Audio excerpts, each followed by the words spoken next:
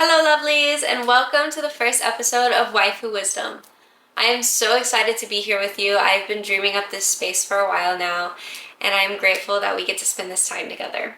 This isn't a space about being perfect or being polished, and I really just want to be able to share things that have been on my heart and that I've been thinking about recently. Today we're going to be talking about abandonment.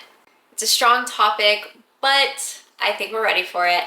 And what brought this about was Pokemon. I know that that's really random, really strange, but I had saw a clip the other day about Charizard's backstory, which then led me to Gengar's backstory. And don't shoot me, but I didn't get into anime until a very lonely chapter in my life, way after childhood, way after teenage years, probably around like 19, I guess, like getting out of teenage years. And out of all the things in the world that would make me feel seen, I didn't expect it to be anime.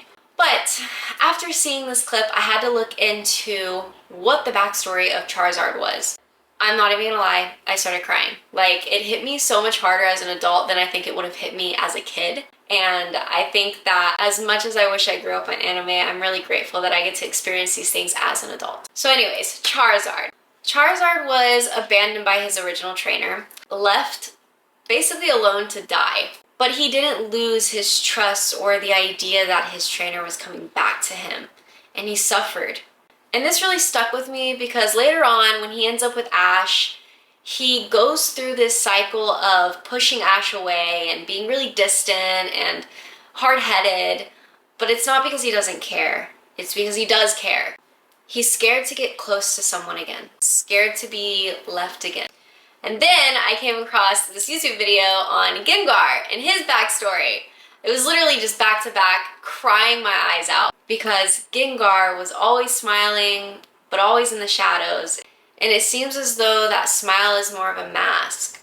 It feels like armor almost, like he's learned to perform happiness so he won't be forgotten again. And I get that. I think we all do. Personally, I know what it's like to laugh but then feel invisible, and to be the helpful friend or the one that's always going out of their way to kind of do what they can for others and still not feel seen.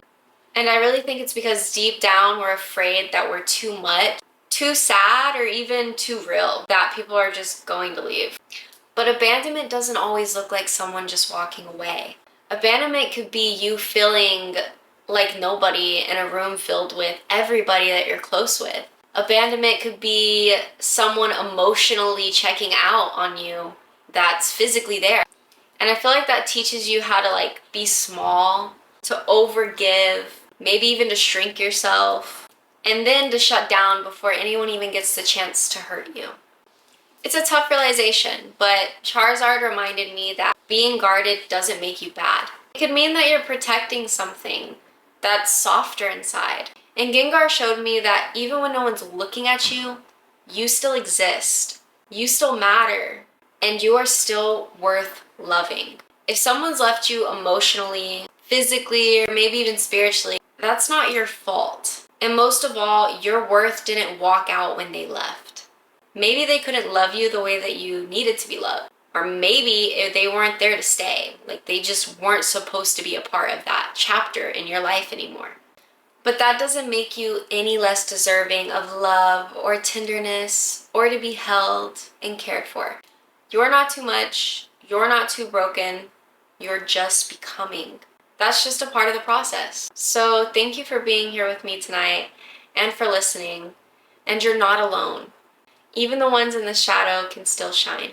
Until next time, you are loved, and I hope to see you again soon. Bye!